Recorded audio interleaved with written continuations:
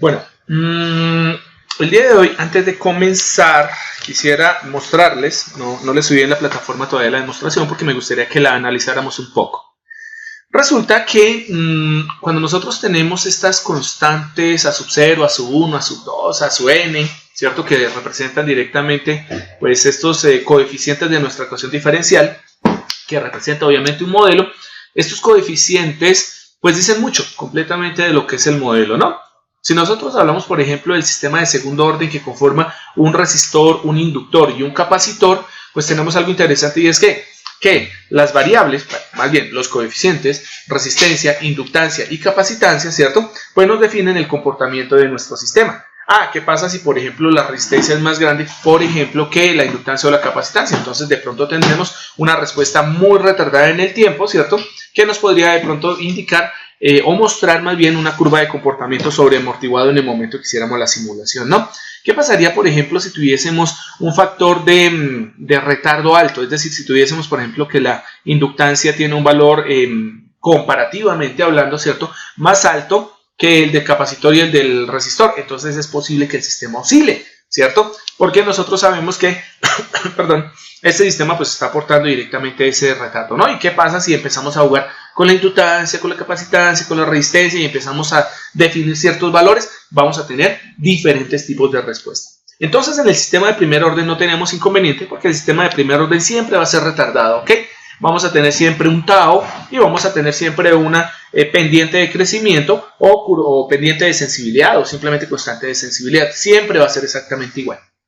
Pero en los casos de los sistemas de segundo orden, habíamos visto en la clase anterior que cuando hacíamos la simulación no era sino cambiar alguno de los parámetros ahí que teníamos de las retroalimentaciones de la primera derivada de y o de y, ¿cierto? Y inmediatamente cambiaba, toda la gráfica empezaba a cambiar, ¿no? Porque la respuesta es dependiente completamente de sus coeficientes. Entonces, bien, resulta que hay una ecuación fundamental, podemos decirlo de esta manera, o una ecuación general más bien, de los sistemas de segundo orden. Dado que nosotros estamos trabajando lo que son los sistemas LTI, vamos a tomar la ecuación de segundo orden, ¿cierto? Diferencial. Vamos a hacer todo el proceso matemático para poder obtener esta ecuación general o esta función de transferencia general de segundo orden, porque resulta que de operar los parámetros a sub 0, a sub 1 y a sub 2, vamos a obtener unos nuevos parámetros. Así como en los sistemas de primer orden obtenemos el tau, que era a sub 1 sobre a sub 0, y obteníamos directamente a lo que era k, que era 1 sobre a sub 0, resulta que aquí también en los sistemas de segundo orden vamos a obtener unos elementos. ¿Por qué son tan importantes? Porque estos elementos nos van a permitir y nos van a facilitar un poco más el cálculo de la respuesta de segundo orden. Cómo nosotros encontramos qué tipo de respuesta se nos va a presentar, ¿ok? Entonces van a aparecer unos términos como son la frecuencia natural de oscilación, omega sub n, ¿cierto? Creo que ustedes lo debieron ver en señales y sistemas. Y aparece, por ejemplo, otro término que es supremamente importante, pero tan importante que en función a ese elemento es que nosotros podemos, o bien sea, encontrar la respuesta solución, ¿cierto? O la solución de nuestro sistema, ¿vale? Y este también nos permite más adelante cuando hacemos, por ejemplo, lo que sería el diseño de un controlador del sistema, ¿cierto? Definir unos parámetros de control. O sea, es tan importante que realmente este parámetro tenemos que analizarlo el día de hoy, ¿bien? Y bueno, este se llama pues el factor de amortiguamiento. En algunos libros se conoce con la letra Z del griego, zeta, y en otros pues se conoce con la letra Rho, con la letra P del griego, ¿ok? Entonces, bueno, ya que estamos compartiendo pantalla, vámonos directamente aquí al tablerito digital. ¿Pueden ver el tablero? Sí, señor. Vale, aquí vamos a hacer una prueba aquí de lápiz rápidamente. Está funcionando perfecto. Muy bien. Entonces, este es el sistema de segundo orden. Quiero que se fijen directamente en esto. ¿Qué es lo que tenemos acá directamente? Pues nuestra ecuación diferencial de segundo orden, ¿no? Tenemos nuestra ecuación diferencial ordinaria de segundo orden.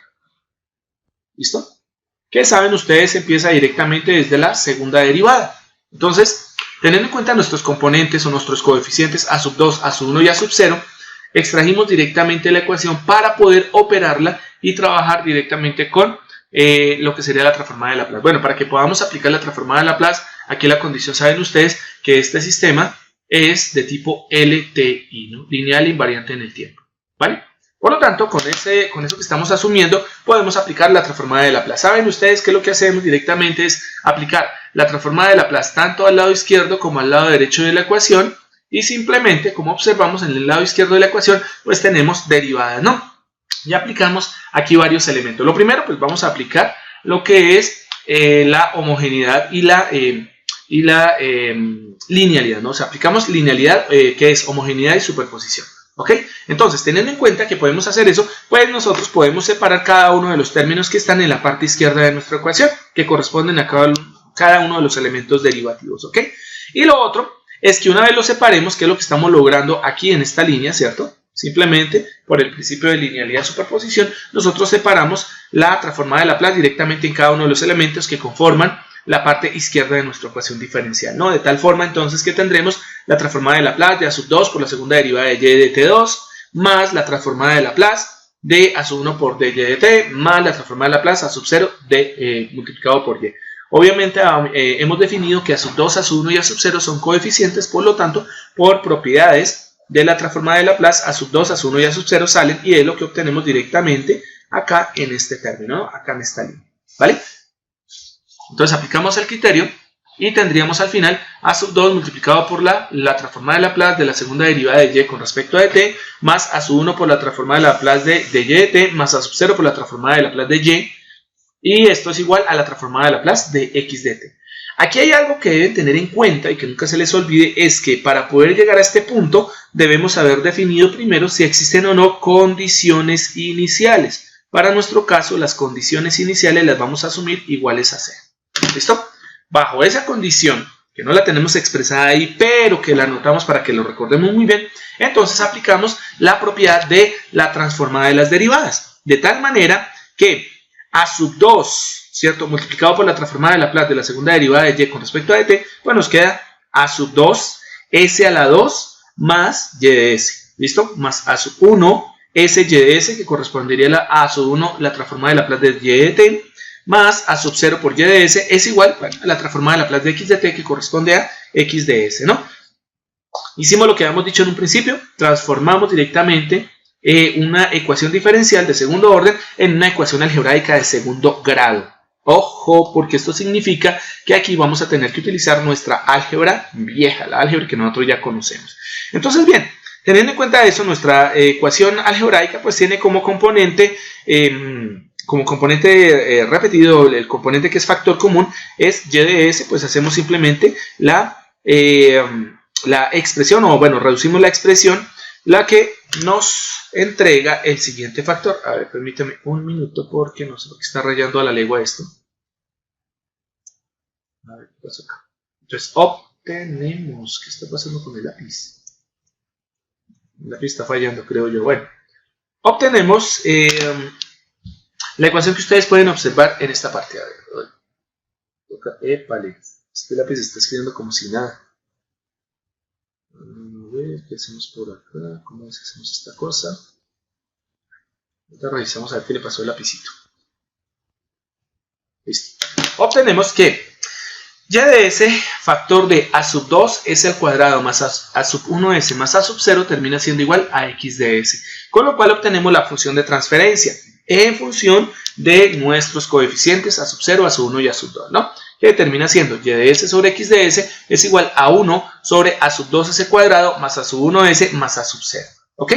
Aquí hay algo bien importante y es el hecho de que a veces necesitamos recuperar o necesitamos definir más bien, ¿cierto?, nuestro sistema en función de esos parámetros de amortiguamiento. Es decir, qué tanto, ¿cierto?, la frecuencia natural de oscilación de un sistema, qué tanto una posible onda que se nos llegue a presentar en la respuesta, porque es posible que tengamos respuestas de tipo subamortiguadas, ¿cierto?, infieren o participan directamente en la desaparición o en la reducción de nuestro sistema oscilante. Entonces, eso lo define directamente un parámetro. Bueno, si nosotros hacemos un poquito de análisis, lo más obvio sería que fuese el parámetro a sub 1, ¿vale? ¿Y por qué a sub 1? Porque resulta que a sub 1, si ustedes lo recuerdan de la clase anterior, cuando hicimos el sistema más amortiguador resorte, a sub 1 era el término que estaba acompañando directamente al amortiguador. Por defecto, ¿cierto? Si A sub 1 para el caso mecánico corresponde al amortiguamiento, A sub 1 tiene que participar en ese famoso factor de amortiguamiento del sistema de segundo orden general. Entonces, miren que aquí no hay necesidad ni siquiera de tener el modelo mecánico, sino que uno recuerda muy bien, A sub 2 era la masa, A sub 1 era el componente de fricción viscosa o de viscosidad, y A sub 0 correspondía directamente a nuestro elemento resorte, ¿no? Si lo hacemos así análogo, si estamos comparando. Bueno, ¿por qué hago esta comparación realmente, no? Y es que la comparación la hacemos porque muchos de los parámetros que nosotros podemos encontrar en sistemas de segundo orden pueden ser ajustados por el método de comparación. ¿Qué significa? Si yo tengo un ejercicio cualquiera de segundo orden, sea mecánico rotacional, mecánico traslacional, si yo tengo el ejercicio de segundo orden, por ejemplo, resistencia, capacitancia, inductancia, lo que sea, ¿cierto? Yo puedo llegar directamente y encontrar, ¿cierto?, una similitud entre los parámetros que obtenga directamente de mi función de transferencia del modelo propuesto, mecánico, eléctrico, etcétera, con la ecuación general y por simple igualación encontrar los factores de amortiguamiento, frecuencia natural, ¿cierto?, sensibilidad estática, etcétera, etcétera. Es por eso que es tan importante, ¿vale? Bueno, pero esta ecuación está definida en parámetros de A sub 0, A sub 1 y A sub 2, ¿vale? De tal forma que vamos a llevarlo a la función general. Y esta es la que encontramos en este caso, ¿no?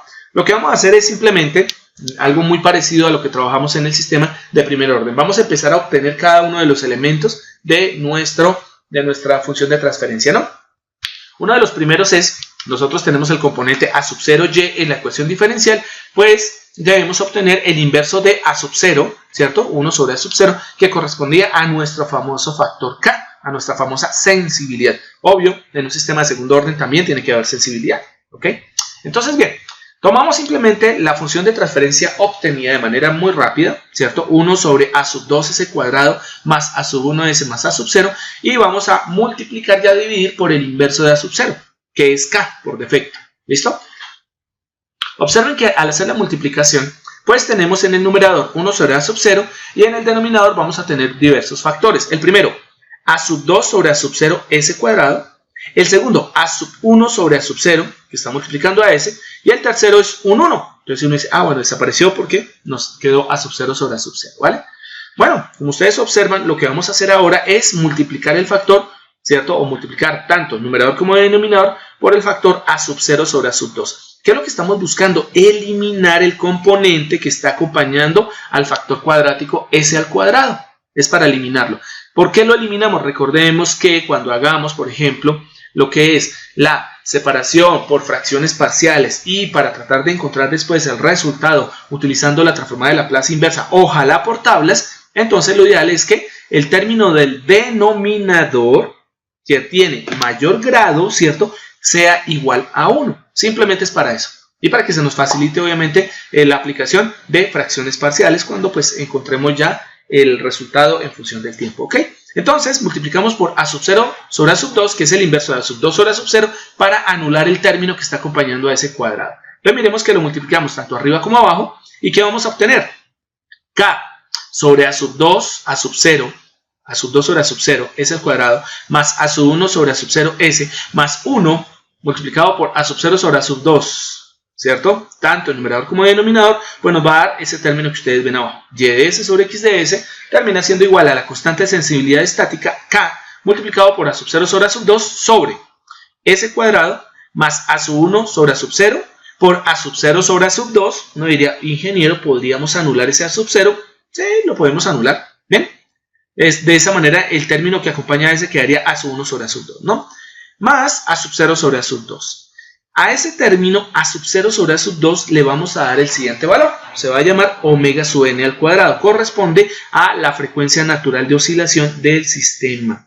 Al igual que hicimos con tau, al igual que hicimos con K, nos va a aparecer ese nuevo factor en el sistema de segundo orden, ¿no? A sub 0 sobre A sub 2. Pero bueno, el motivo de que aparezca ahí no es que me lo invente, o no es que los libros se lo inventen, o lo macheteen y digan, es que aparece de la nada.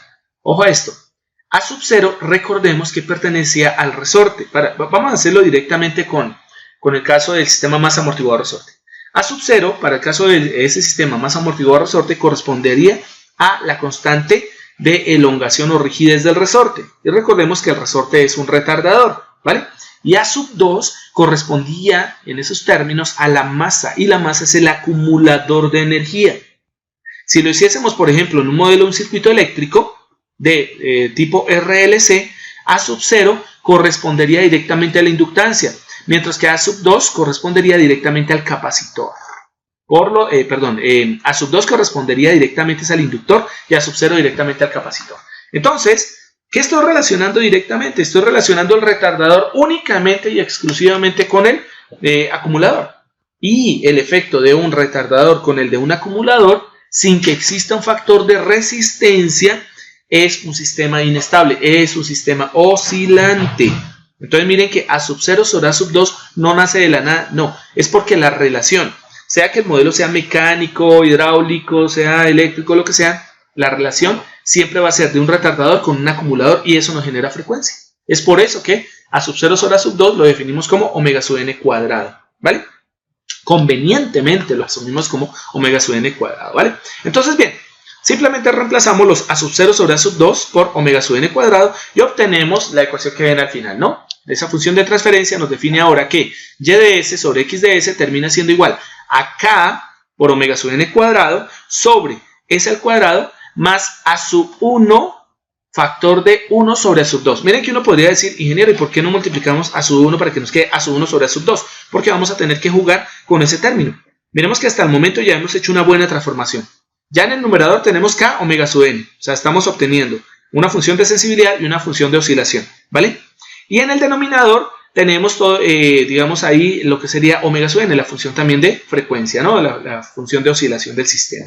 Pero a sub 1 y a sub 2 no podríamos darle otro valor, sino que tratamos de modificarlo para encontrar una relación bien importante. Y es que para que exista un amortiguamiento, el amortiguamiento tiene que darse sobre un elemento que esté oscilando. ¿Eso qué significa? A sub 1 por 1 sobre A sub 2 debe tener dos componentes, no uno, dos. ¿Cuáles son estos componentes? Debe tener la oscilación y debe tener el amortiguamiento a esa oscilación. Es por eso que A sub 1 factor de 1 sobre A sub 2 no se ha operado. ¿Qué vamos a hacer? Otra vez vamos a manipular, pero esta vez solo ese término.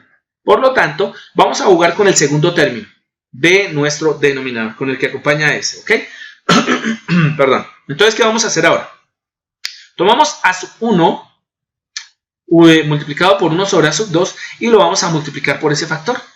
2 raíz cuadrada de A sub 0 por A sub 2. ¿Listo?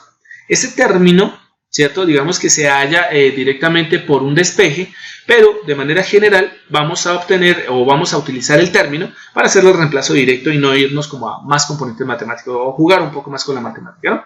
Entonces este componente lo multiplicamos por el segundo término.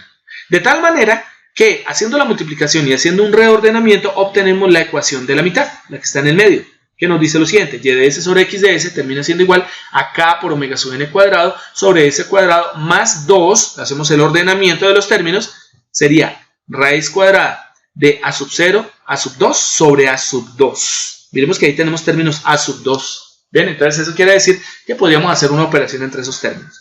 Y el otro, que es A sub 1 sobre el 2 veces la raíz cuadrada de A sub 0 sobre A sub 2. Bien. Miren lo que hay de interesante dentro del radical.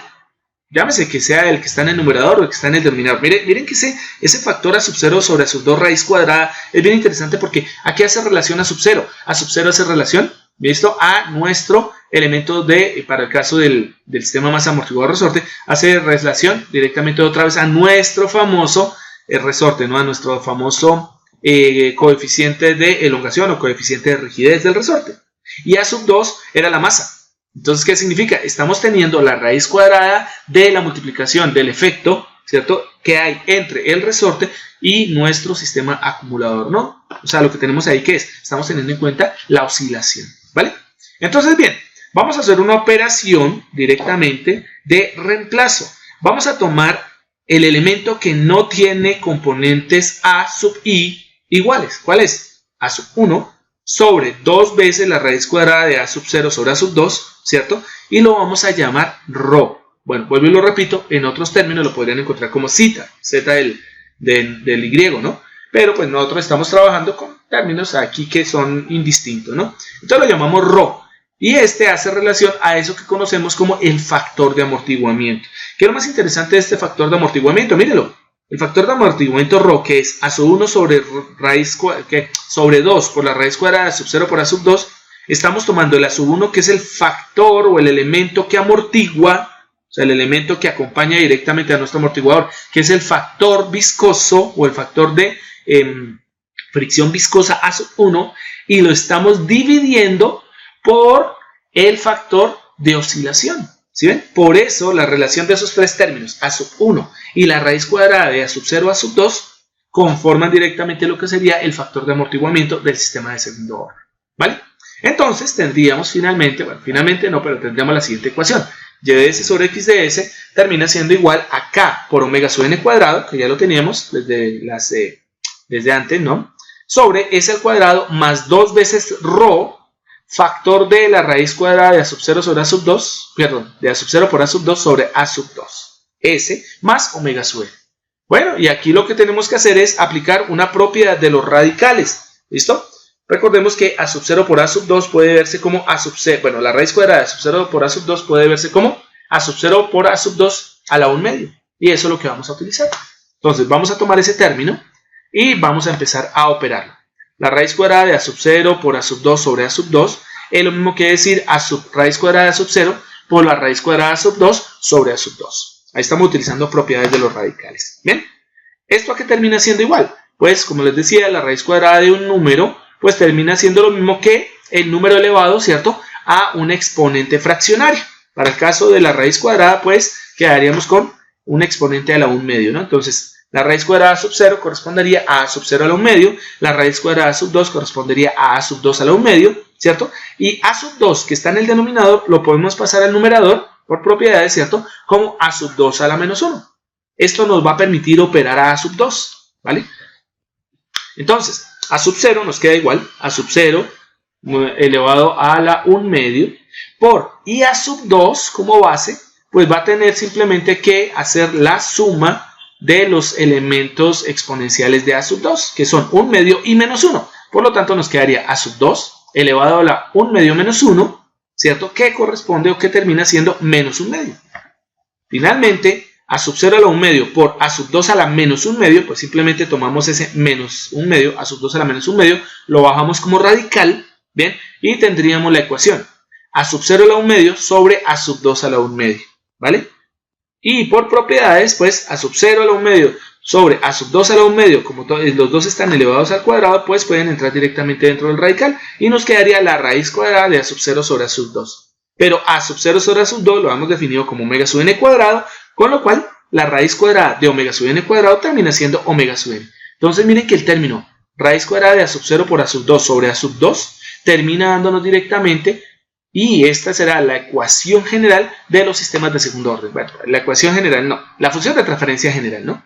Y de s sobre x de s termina siendo igual a k por omega sub n cuadrado sobre s al cuadrado más 2 veces ρ omega sub ns más omega sub n cuadrado, y esa es la función general. Ese ρ va a ser vital ahorita para poder continuar con el ejercicio de masa amortiguador resorte, ¿vale? Bien, vamos a mirar una cosilla aquí, perdón. Vamos a ver por qué se me activó la tableta. Está extremadamente sensible.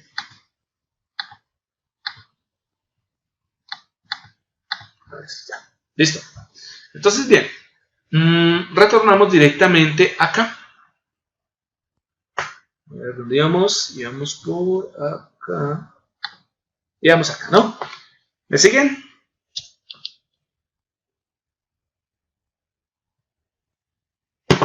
Creo que eso es un sí. Sí. Entonces, esto era lo que hemos visto en la clase anterior. Vimos que lo que debemos hacer para poder hacer una representación gráfica directa en el simulador, ¿cierto?, de nuestro sistema de segundo orden, para nuestro ejercicio masa amortiguador resorte, vuelvo y lo repito, aplica para cualquier sistema de segundo orden, ¿listo? Es simplemente despejar la derivada 2, la derivada de mayor orden, ¿vale? Y simplemente representar los bloques. Recordemos muy bien que el número de integradores va a ser función directamente de ¿quién? De el orden de la derivada, ¿listo? De mayor orden, ¿no? Bien, entonces el orden de nuestra derivada, como es 2, necesita o requiere dos integradores. Se colocan los dos integradores, la entrada del primer integrador será la segunda derivada de y, la salida de ese primer integrador será la derivada de y esa derivada de y se mete al segundo integrador y obtenemos a y de t, de tal manera que será nuestra función de respuesta, por lo tanto la ponemos directamente sobre un scope, ¿no? Y de acuerdo a la ecuación que está a la izquierda, pues lo que hacemos simplemente es empezar a implementar los elementos de la parte derecha de la ecuación que corresponden a una suma. 1 sobre m por u de t, ¿cierto? El otro que es beta sobre m o b sobre m por la primera derivada de y el otro que es k sobre m por y de t, ¿no? Tomamos esos factores, ¿cierto? Los acondicionamos directamente hacia un sumador. Ponemos obviamente cuidado en los términos como tal de cada uno de los signos. Observamos que u de t es positivo, pero b sobre m y k sobre m son negativos, entonces debo tener en cuenta eso en la retroalimentación de los sistemas, ¿listo? Y simplemente adapto cada uno de los elementos en forma, tanto b sobre m como k sobre m como 1 sobre m, los adapto directamente en forma de ganancias porque pues son números, ¿no? Son valores. Entonces, bien, aquí hay algo bien interesante y es esa flecha que puse ahí donde dice el escalón posee una amplitud de 1 sobre m.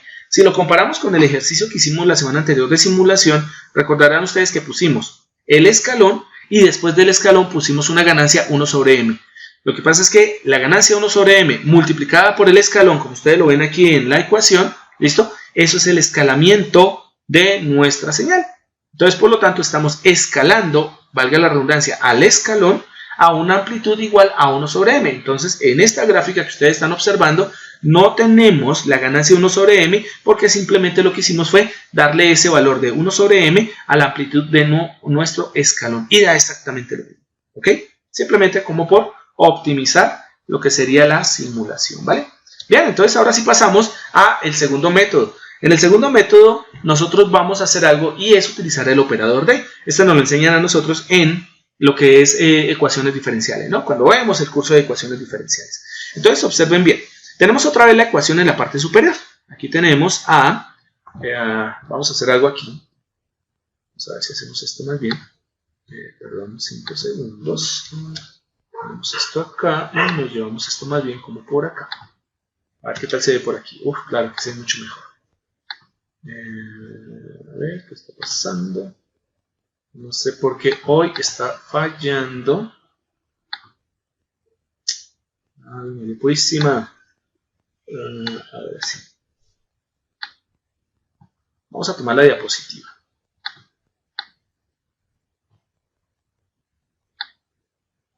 Vamos a darle un poco por acá para poder hacer algunos rayones. A ver si es que nos lo permite el sistema. Vamos a ver qué. Acá vamos por este ladito y. Listo. Ponemos el lapicito y miramos a ver si cómo hacer. Ahora sí está funcionando. Bien, entonces bien. Vamos a hacer ahora Vamos a escoger esta forma de solución, ¿vale? La forma de solución por el método general, por un método, digamos, aplicado desde las ecuaciones diferenciales o desde el curso de ecuaciones diferenciales, nos dice lo siguiente. Miren, muchachos, vamos a tomar la ecuación diferencial general que la tenemos acá. Esta es nuestra ecuación diferencial general. Y vamos a aplicar el método del operador. Allá lo pueden encontrar como el operador de o el operador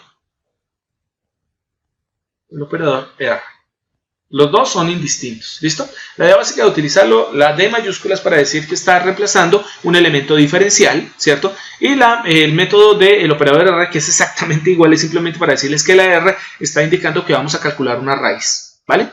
Es la misma cosa. Si ustedes utilizan la D mayúscula o la R minúscula, da exactamente igual. Nosotros vamos a utilizar la R, ¿vale? Entonces, bien, ¿qué vamos a hacer? Lo que vamos a hacer es simplemente reemplazar los términos derivativos. Entonces, esta derivada segunda la vamos a cambiar por el operador elevado al mismo orden de la derivada en forma exponencial. Este término que tenemos acá lo vamos a cambiar directamente por el operador elevado al mismo exponente, bueno, elevado al exponente que corresponde al orden de la derivada. Como la derivada es 1, pues el exponente será 1. Y el término que está acá lo reemplazamos por el operador de, ¿listo?, elevado al término o a la orden de nuestra derivada. Como la derivada es 0, pues nos quedaría d a la 0 y esto pues termina siendo 1, ¿no? Por lo tanto, lo que nos va a quedar es esta K sola. Entonces, bien, o ya sea que utilicemos el método R o el método del operador D, no importa, vamos a hacer una transformación de la ecuación diferencial hacia una ecuación algebraica. Miren que esta cosa es lo mismo que aplicar directamente nuestra transformada de Laplace, ¿no? O sea, bueno, nos va a dar lo mismo en el sentido de que estamos haciendo una transformación a una ecuación algebraica, pero el método de solución va a cambiar un poquitito, ¿vale? Entonces, bien, teniendo en cuenta eso, vamos a borrar, vamos a borrar esta parte. Ya vimos de qué es lo que vamos a reemplazar y eso es lo que estamos haciendo en este punto, ¿ok? Entonces, lo que vamos a hacer es simplemente tomar el operador, para mi caso yo tomé el operador R y lo vamos a reemplazar en cada uno de los elementos. ¿Qué es lo que nos va a dar? Fácil, pues esto termina convirtiéndose en M por R al cuadrado más V por R más K, ¿listo? Y esto termina siendo igual a U, ¿vale? Para nuestro caso, nosotros vamos a asimilar que no tenemos como tal aplicada una señal de entrada y por lo tanto esa señal es 0. ¿Qué vamos a obtener? Es una ecuación algebraica homogénea. Bueno, homogénea no, igualada a 0. De tal forma que teniendo esa ecuación algebraica, pues nosotros decimos, hey, ¿para qué valores de R, cierto? Se cumple la condición de que MR cuadrado más BR más K sea igual a 0. Y entonces nosotros recordamos de nuestra época de álgebra que podemos calcular esas raíces R, ¿vale?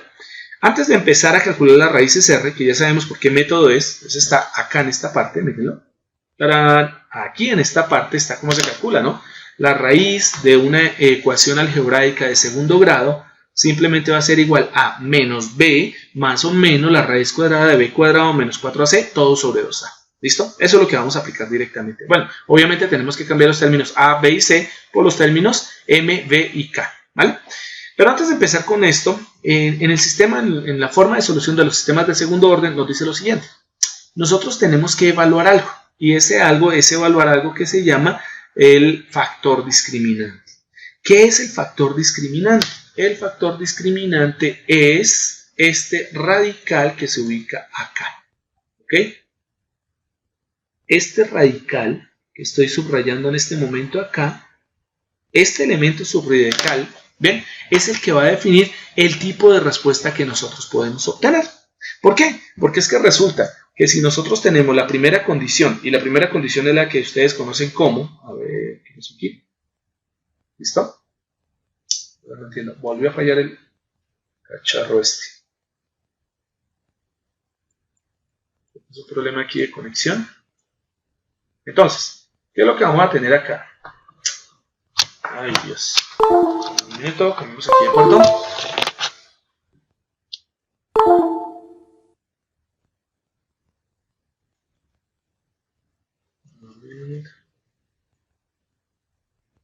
Listo.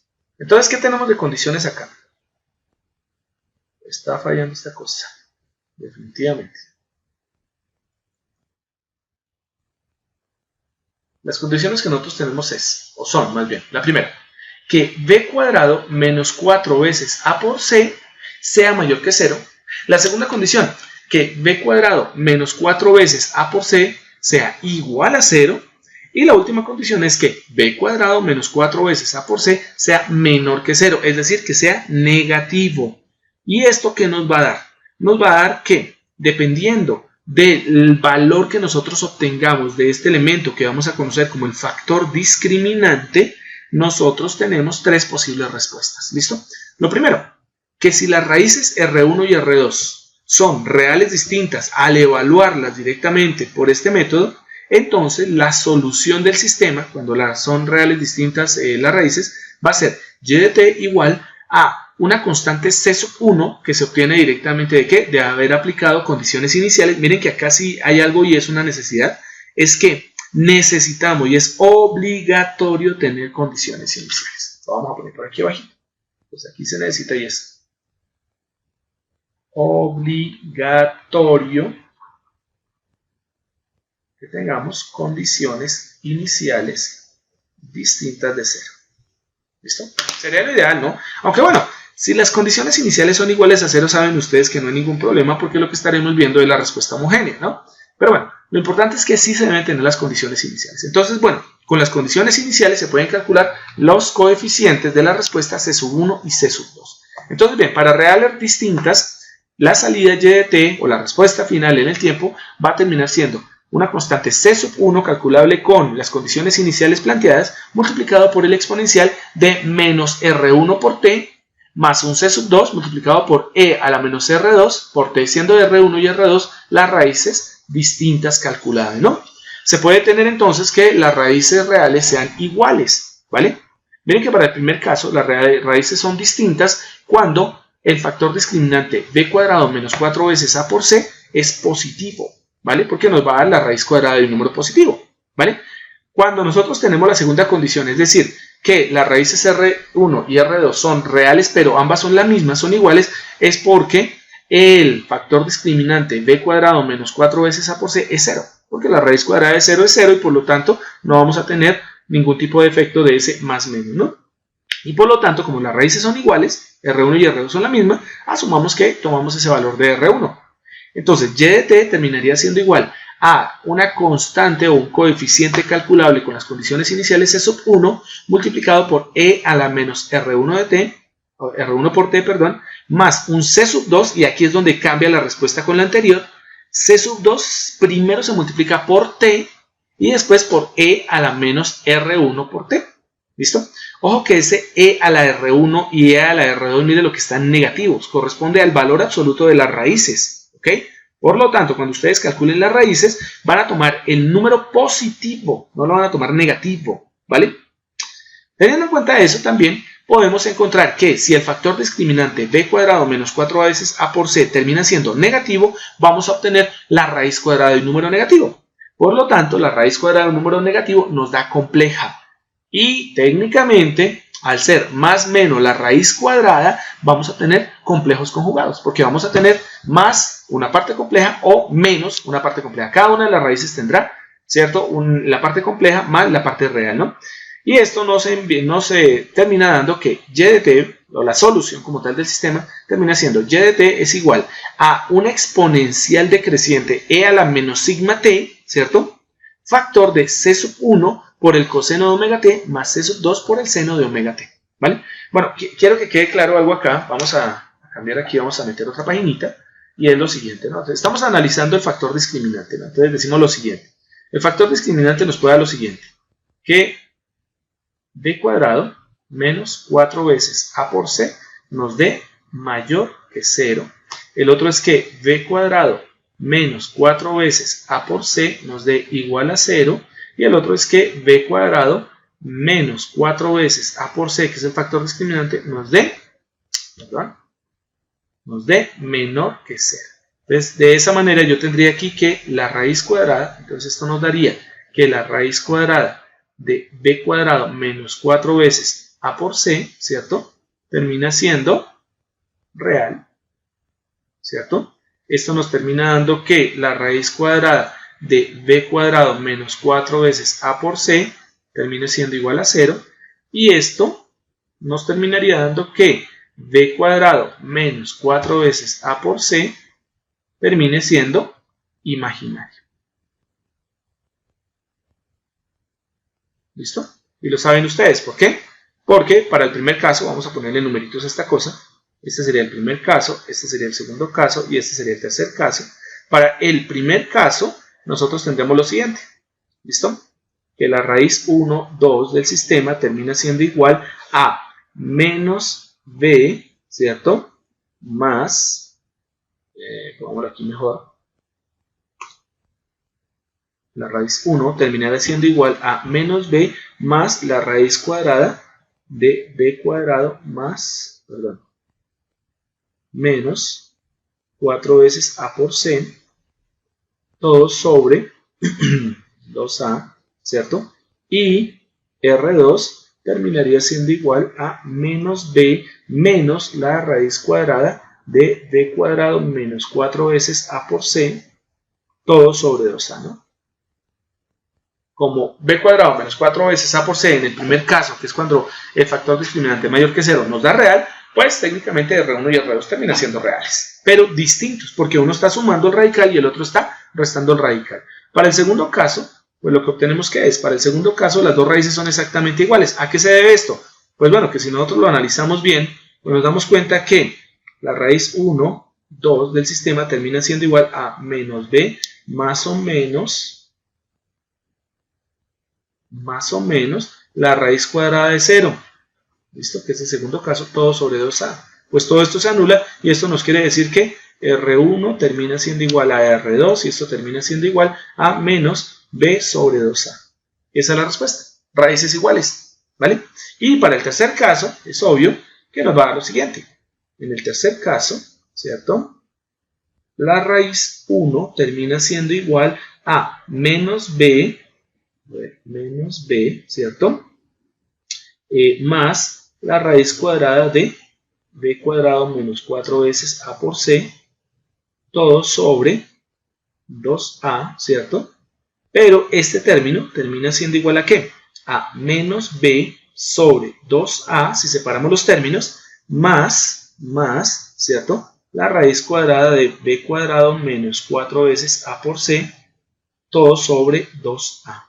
Y recuerden, este término que está acá, ¿cierto? Menos b sobre 2a, termina siendo la parte real. Y este término que aparece por aquí,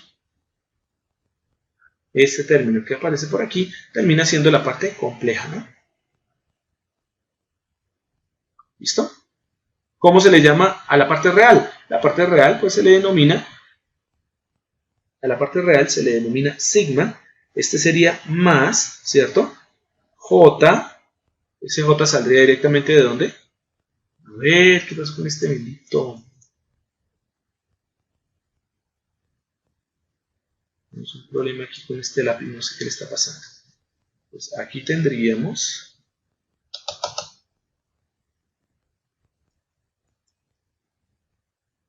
sigma, rayos, no está ayudando mucho, sigma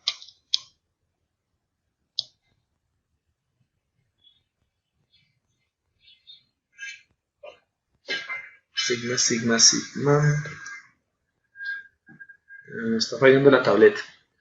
Bueno, eso nos daría sigma más j omega, ¿no? En donde j saldría directamente de la raíz cuadrada de b cuadrado menos 4ac, ¿cierto?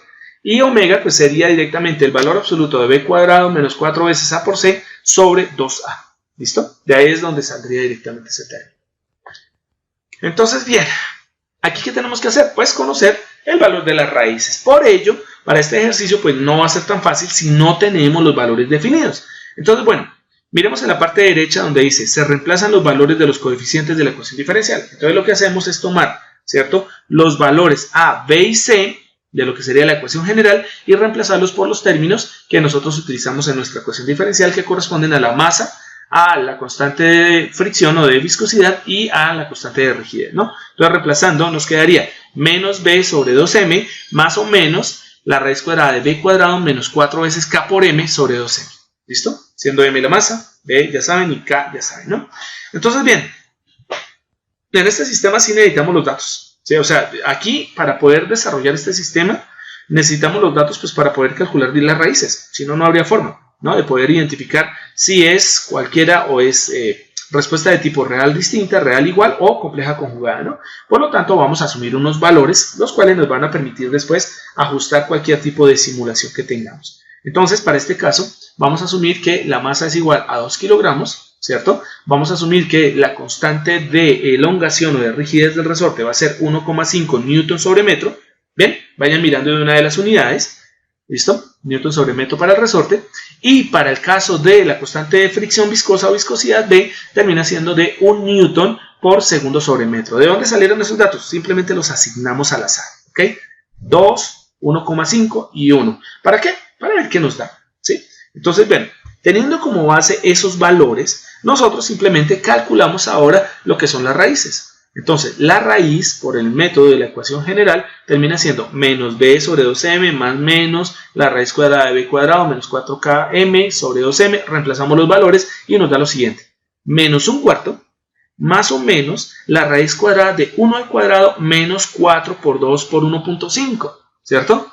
4 por 2 por 1.5 termina siendo mayor que 1. Por lo tanto, analizando lo que está debajo del radical, nos damos cuenta que nos va a dar negativo. Eso quiere decir que con una masa de 2 kilogramos, con una constante de elongación de 1.5 newton sobre metro y con una constante de viscosidad de 1 newton por segundo metro, ¿cierto? Nosotros vamos a tener un sistema oscilante. Eso debería darnos, porque nos acaba de dar negativo, nos acaba de dar un complejo. Bueno, se hacen las operaciones y nos damos cuenta, bueno, menos un cuarto termina siendo menos 0.25, ¿cierto? Y para el caso de la parte compleja, pues hacemos la operación y nos da 0.83i.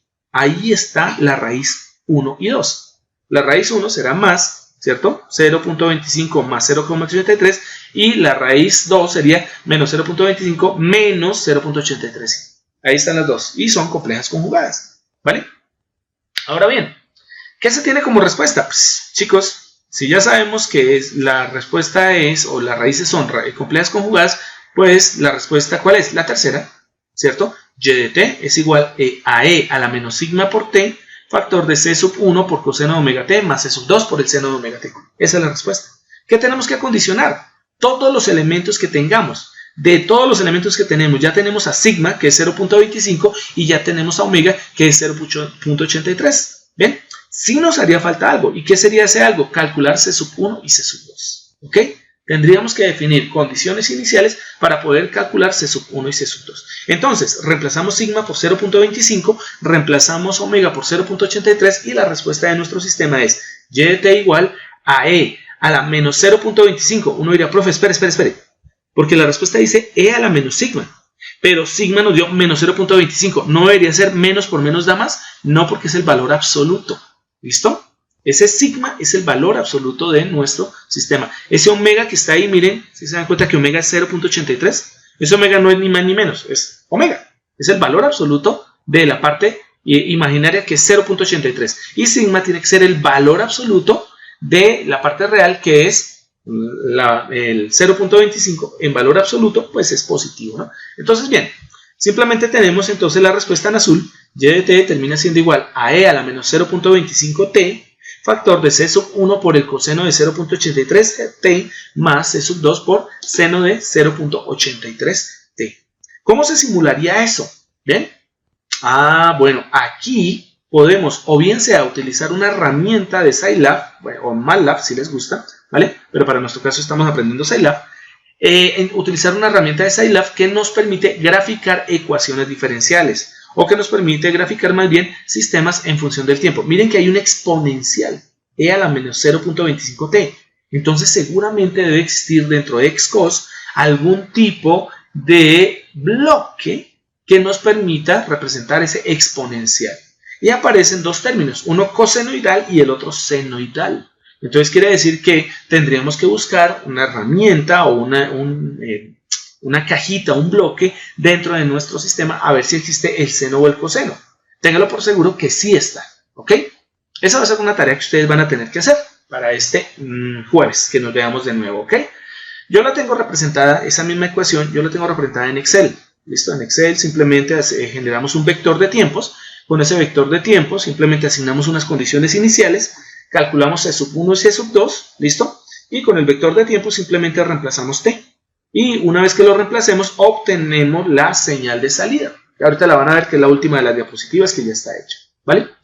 Bien, interesantísimo.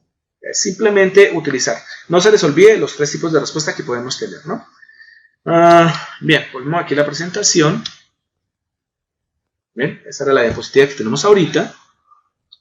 Y bien. Aparece el tercer método. El tercer método pues, es la aplicación de la transformada de Laplace. El método más simple, el método más rápido aparentemente, pero digamos que es el método que casi siempre nos casamos con él porque nosotros tenemos que el sistema lo estamos asumiendo como LTI, estamos utilizando ecuaciones que son lineales, por lo tanto creo que el método más rápido debería ser esto, sobre todo si no me acuerdo del método de solución de ecuaciones diferenciales como lo vimos ahorita. Ahí tienen que recordar un poquito de los tipos de respuesta nomás, evaluar las raíces y con esas raíces ajustar todo. Miren que el método que acabamos de ver es muy simplón, ¿listo? Ojo, para un sistema de segundo orden. Desde el método de la transformada de Laplace, bueno, ya sabemos que estamos asumiendo que el sistema es LTI, es lineal, invariante en el tiempo, por lo tanto, vamos a asumir unas condiciones iniciales iguales a 0 y aplicamos el método de la transformada de Laplace. Miren que nosotros lo que hicimos acá, ¿qué fue? Si ustedes observan paso a paso cada uno de los elementos, ¿bien? Ustedes simplemente siguen las flechas.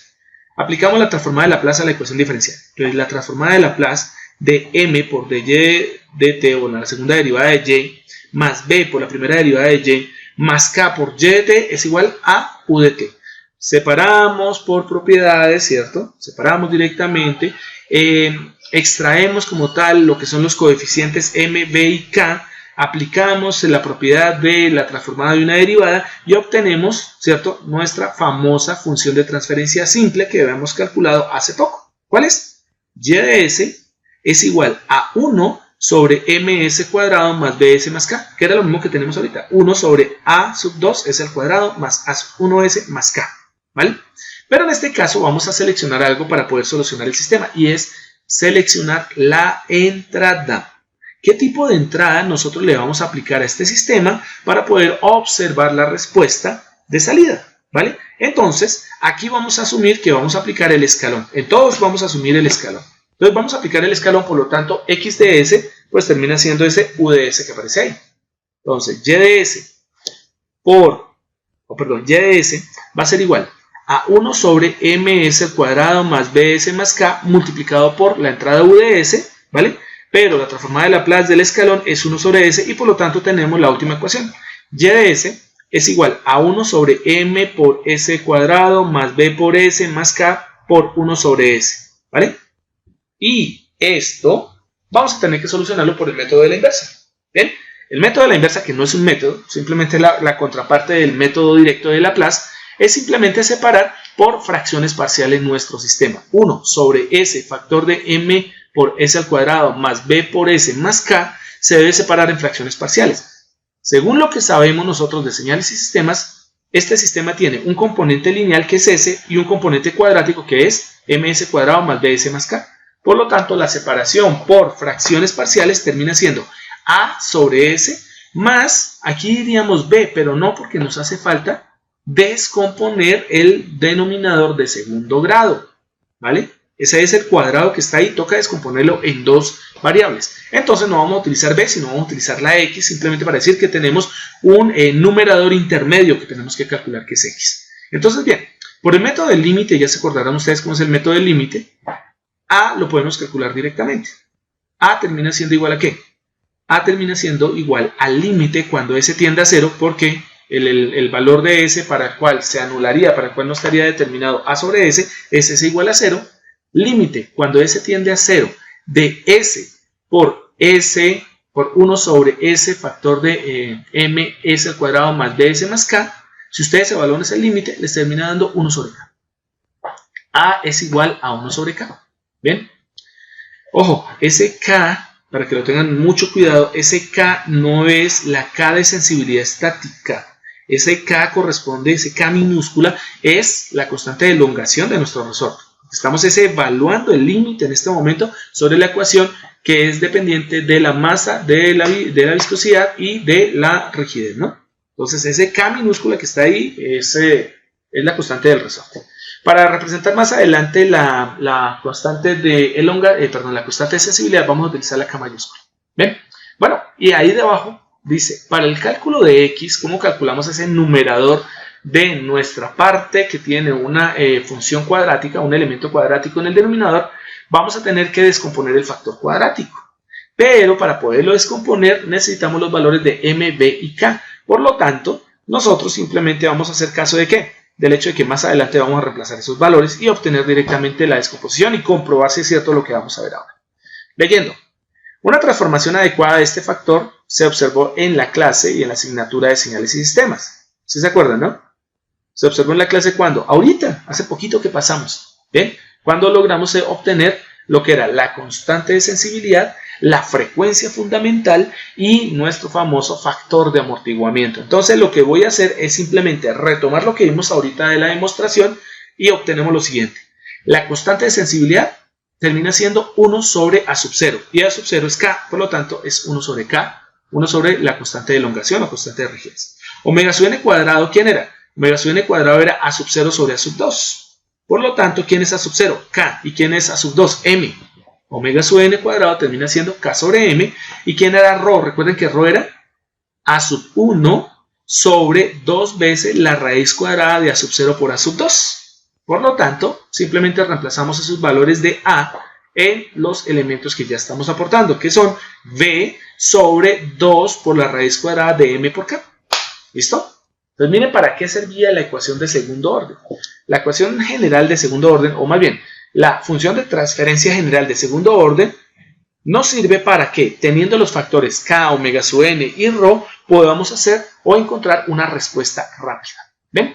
Entonces observen esto. Tomamos 1 sobre m por s cuadrado más b por s más k y lo reemplazamos directamente por k por omega sub n cuadrado sobre s cuadrado más 2 veces ρ omega sub ns más omega sub n. ¿Vale? Como estamos entrando en un escalón unitario, ¿listo? Entonces nosotros vamos directamente por tablas a determinar el tipo de respuesta. ¿Cómo se determina el tipo de respuesta? Por el factor de amortiguamiento ρ. Entonces, vamos a tomar los valores que ya dimos ahorita de, me devuelvo, a ver, ¿dónde están? M igual a 2 kilogramos, K igual a 1.5 newton sobre metro y V igual a 1 newton por segundo sobre metro, y lo vamos a reemplazar directamente acá, ¿listo? En ρ. Entonces, vamos a tomar ρ, que es B sobre 2 raíz cuadrada de M por K, y vamos a calcularlo con esos valores que ya dimos. Esto nos daría igual a 1 sobre 2 por la raíz cuadrada de 2 por 1.5, y eso nos da 0.2886, que es lo que está en el primer recuadro. ¿Listo? Y vamos directamente a las tablas. En las tablas de los sistemas de segundo orden, sobre todo de la función de transferencia de segundo orden, nos dice lo siguiente. En función de ρ, vamos a calcular o vamos a encontrar la respuesta, ¿bien? O cómo se separan o cómo se abren por fracciones parciales, ¿cierto? Este sistema de segundo orden. Hay tres casos. Cuando ρ es mayor que 1, cuando ρ está entre 0 y 1 y cuando ρ es igual a 0. Entonces, cuando ρ es mayor que 1, cuando ρ es igual a 1 y cuando ρ está entre 0 y 1. Esas son las respuestas, ¿no? ρ mayor que 1, ρ igual a 1 o ρ entre 0 y 1, ¿vale? Entonces, vamos a evaluarlo. Como nosotros tenemos un sistema en donde nos dio ρ igual a 0.2886 y eso significa que ρ está entre 0 y 1, entonces, para esta condición entre 0 y 1, se tiene que las raíces terminan siendo complejas conjugadas. La única forma de que ρ nos dé entre esos límites de 0 y 1 es que las raíces sean complejas conjugadas. ¿Ven? Miren que aquí lo que hicimos es algo parecido a lo de la forma anterior, ¿no? En la forma anterior lo que hicimos fue determinar por el factor discriminante. Mientras que en esta lo hicimos es determinando directamente, simplemente por un factor. Y ese factor es el factor de amortiguamiento. ¿Listo? Entonces tenemos que revisar si ese factor de amortiguamiento está entre este rango, es igual a 0, perdón, es igual a 1 o es mayor que 1. Y con eso tenemos la respuesta, ¿bien? Bien, eso ya lo vimos en señales y sistemas, eso es rápido. Entonces, como tenemos eso, entonces podemos hacer la descomposición en fracciones parciales. Ojo, las raíces son complejas conjugadas por el valor de ρ. Por lo tanto, la descomposición de omega sub n cuadrado, ¿cierto? Sobre s cuadrado más 2ρ omega sub ns más omega sub n cuadrado termina siendo, ¿cierto? El primer numerador x, teniendo en cuenta la primera raíz, que sería menos sigma más j omega, que corresponde a la primera raíz compleja conjugada, ¿cierto? Sobre s más sigma menos j omega, más la segunda o el segundo denominador, ¿cierto? Pero para la segunda raíz compleja conjugada, que sería menos sigma menos j omega, sobre la segunda raíz, que sería s más sigma más j omega. ¿Ok? Bajo esas condiciones, observen que ahí no está k, ¿sí ven? K por omega sub n cuadrado no. ¿Por qué? Porque es que K es constante y por lo tanto sale directamente de nuestra función de expansión en fracciones parciales. Entonces, bien, no se les olvide que sigma termina siendo igual a ρ por omega sub n y omega termina siendo igual a omega sub n por la raíz cuadrada de 1 menos ρ cuadrado. ¿Listo? Bien, basados en eso, lo que hacemos simplemente es, por el método del límite, calcular directamente lo que serían nuestras raíces. Entonces, la primera raíz, la raíz cuadrada no. Vamos a calcular primero los factores, digo, x menos sigma más j omega y x menos sigma menos j omega. Mejor dicho, vamos a calcular los denominadores, ¿vale? Entonces, calculando los denominadores por el método del límite, cuando S tiende a menos sigma más j omega de S más sigma menos j omega por la función que estamos abriendo en funciones parciales o fracciones parciales, que es omega sub n cuadrado, factor de S más sigma menos j omega, factor de sigma menos j omega, va a ser igual a, apliquen el límite y se van a dar cuenta que es omega sub n cuadrado sobre 2 veces j omega. Y hacemos exactamente lo mismo para lo que sería el factor x menos sigma menos j omega. Aplicamos el criterio del límite y obtenemos menos omega sub n cuadrado sobre 2j omega. ¿Listo? Como ya tenemos esos resultados, o ya tenemos como tal eso en fracciones parciales, pues simplemente tomamos el primer término que está en la primera línea, y de s igual a a sobre s, que ya sabemos que es 1 sobre k sobre s, ¿bien? Más x m por s cuadrado más b por s más k, lo vamos a reemplazar por k por omega sub n cuadrado sobre 2j, factor de 1 sobre s más sigma menos j omega, menos 1 sobre s más sigma más j omega, ¿vale? Y esto, lo que está dentro del corchete, dentro del paréntesis cuadrado, es solucionable directamente por nuestras famosas tablas. ¿Qué es lo que nos va a dar? Nos va a dar directamente, ¿cierto?, una relación que en inversa de Laplace termina siendo la solución en azul. Y de t es igual a 1 que es el escalón. Recordemos lo que la transformada inversa de 1 sobre s, pues termina siendo 1, ¿cierto? 1 menos k por omega sub n sobre la raíz cuadrada de 1 menos rho cuadrado por e a la menos rho por omega sub nt por el seno de omega sub n por la raíz cuadrada de 1 menos rho al cuadrado todo por t. No se les olvide que raíz cuadrada de, o más bien omega sub n por la raíz cuadrada de 1 menos rho al cuadrado es omega, y sigma termina siendo ¿quién? Rho por omega sub n. O sea, miren que lo que está en azul, ¿qué es? Es simplemente lo mismo que obtuvimos en la forma de solución de la ecuación diferencial por el método del operador D, solo que en este caso nosotros reemplazamos a sigma y a omega por los términos rho omega sub n. ¿Listo? Es simplemente, pero es exactamente lo mismo. ¿Bien? Bueno, ya reemplazando los valores que tenemos de B, M y K para calcular K y omega sub n y rho, nosotros tenemos que y de t termina siendo igual a 1 menos 0.61 por e a la menos 0.25t por el seno de 0.83t. ¿Listo? Y es demostrable completamente. Solución de este sistema igual, nosotros podemos utilizar o bien sea la ecuación diferencial o bien sea directamente la respuesta como tal que estamos obteniendo, que está ahí en chulito, o también podemos utilizar la función de transferencia. Y creo que por simulador es más fácil la función de transferencia, y esa la vamos a demostrar también ahorita, ¿vale?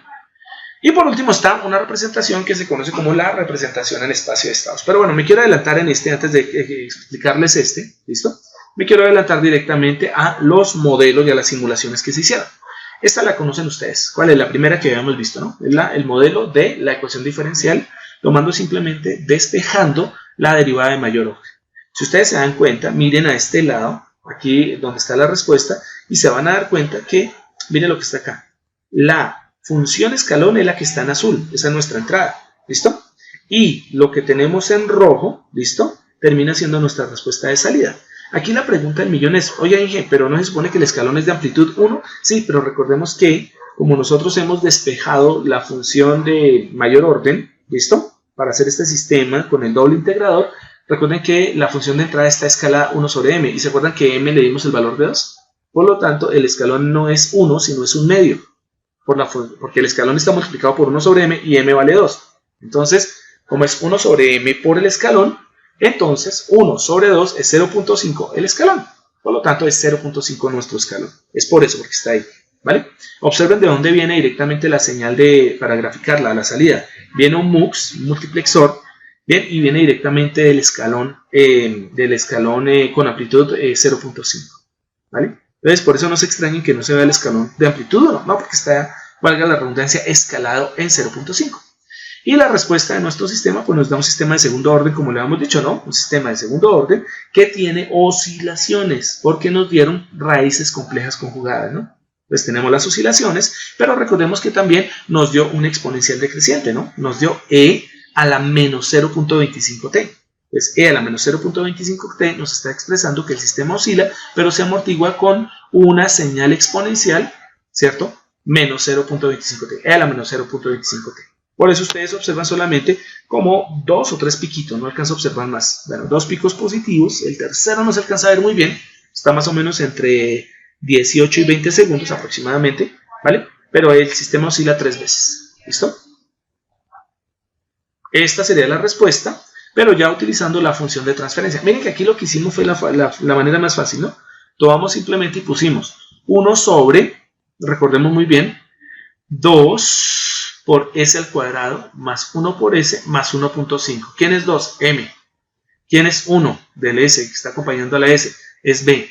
¿Y quién es 1.5? K. Ahorita lo hacemos directamente sobre el simulador. ¿Listo?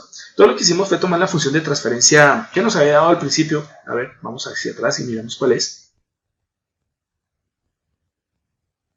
Tomamos esta función diferencial. Ay, me fui muy atrás. La función diferencial la función de transferencia que nos dio acá.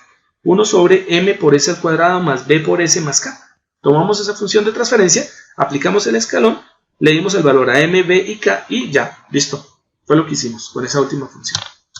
La manera más rápida de hacerlo porque estamos utilizando el simulador. Bien. Entonces, está como lento este computador. Entonces, tomamos la función de transferencia, pusimos el escalón de entrada de amplitud 1, listo, y ustedes observan como tal la función de salida. Entonces vemos en azul que está el escalón de amplitud 1 y observamos que la gráfica es idéntica, mírenla, idéntica, mejor dicho son prácticamente uno copia de la otra, ¿cierto? Miren por ejemplo el primer pico se está dando un poquitico más antes de 4, aquí en la simulación de la ecuación diferencial. Y cuando lo hicimos desde la función de transferencia, miren que el primer pico se observa un poquito antes de 4. ¿Se lo ven? Es exactamente igual, ustedes comparan las dos ondas, son exactamente iguales, hechas por ecuación diferencial, hechas por función de transferencia. Nos dio exactamente lo mismo, ¿vale? Cuando lo llevamos directamente a este modelo que se llama el modelo en espacio de estados, entonces, cuando hacemos la simulación utilizando este tipo de recurso, obtenemos directamente la misma función. Es exactamente igual. Y si lo hacemos directamente utilizando Excel, utilizando la función de respuesta que ya vimos, que era 1 más 0.61 por E a la menos 0.25 por T, esto multiplicado por el seno de omega por t nos da la función que ustedes observan ahí. Esa está graficada en Excel. ¿Bien? Y si ustedes la comparan directamente con las sus compañeras, obviamente no se parece en el sentido de que pues, las escalas son distintas, ¿vale? La escala aquí para la simulación en Excel es muy distinta a las escalas que utilizaron en el simulador, pero si ustedes observan directamente la forma de la onda, se van a dar cuenta que son muy similares. Miren, por ejemplo, que en Excel no se pudo arrancar desde cero porque en cero no está definida, ¿vale? Pero si ustedes hacen una comparación directa, se van a dar cuenta que la señal oscila, la señal oscila 1, 2 y hasta 3 piquitos. Y aquí se alcanzan a notar. 1, en este punto, primera oscilación, pico positivo, segundo pico positivo acá, y aquí se alcanza a observar un poquitín la subida en este punto, más o menos. ¿Vale? Las respuestas dieron exactamente iguales. ¿Ven? Bueno, me quiero volver hacia este punto, acá. ¿Vale? Se pasó este punto. Otra forma de poder representar a los sistemas es utilizar la famosa representación en espacio de estados. La representación en espacio de estados se utiliza para los sistemas, ¿cierto? De múltiple entrada, múltiple salida. Se puede utilizar para representar ecuaciones diferenciales de orden enésimo. Eso significa que ustedes pueden representar cualquier tipo de ecuación diferencial aquí, desde ecuaciones diferenciales de orden 2 para arriba, la que ustedes quieran, ¿vale? Y todas las representaciones, ¿cierto? Van a ser distintas, pero los resultados van a ser iguales.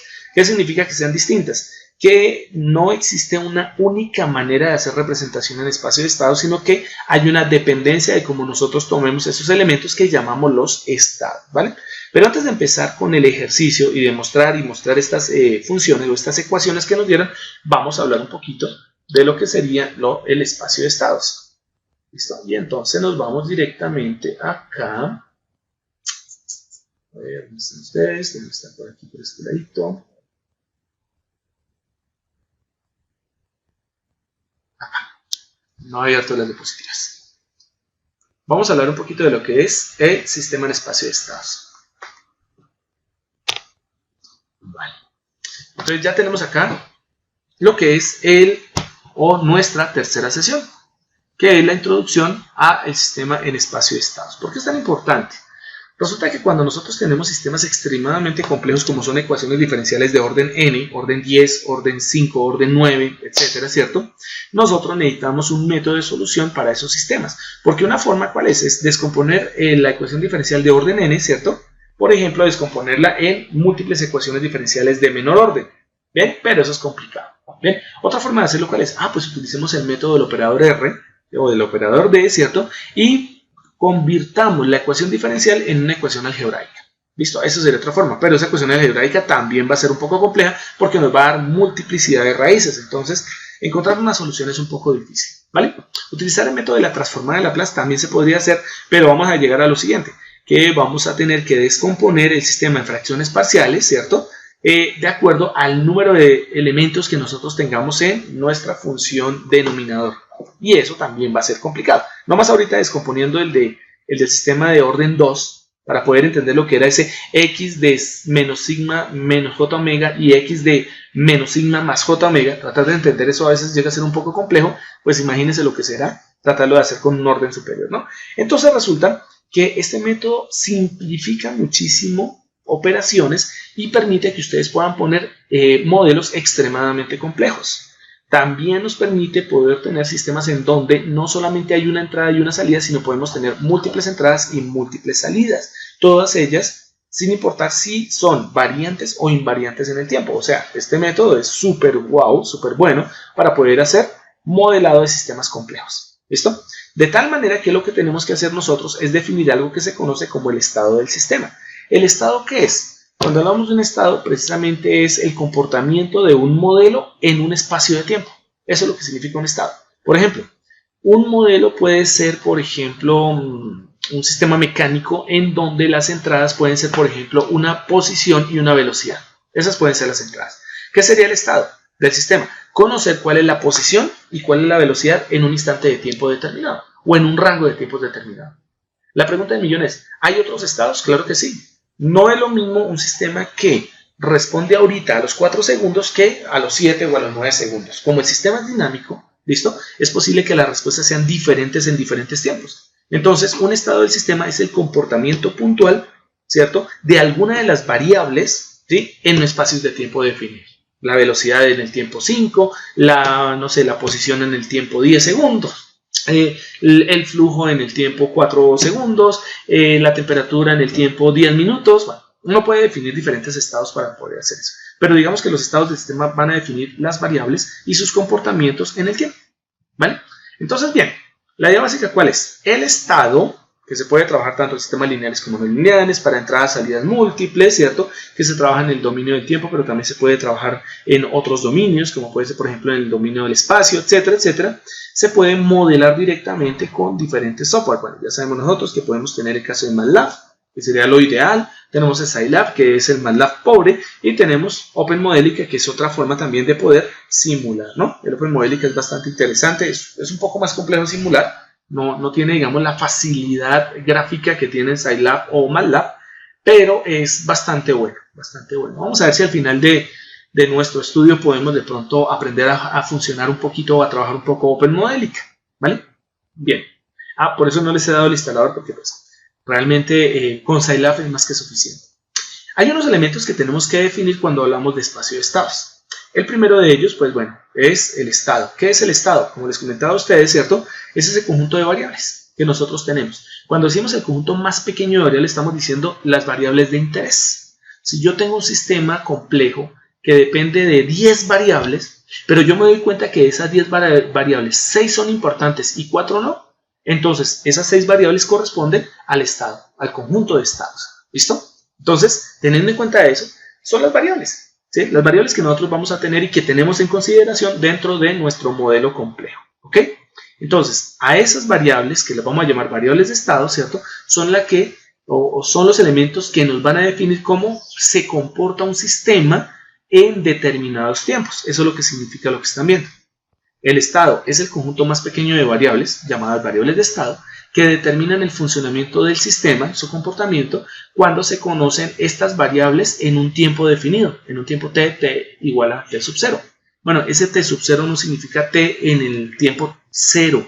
T sub 0 quiere decir condición en el tiempo inicial. o condición en un tiempo que nosotros queramos ver cómo se está comportando nuestro sistema. Eso ustedes observen. Tiempo de interés, ¿vale? Entonces, ¿cómo se comportan dichas variables en un tiempo de interés t sub 0?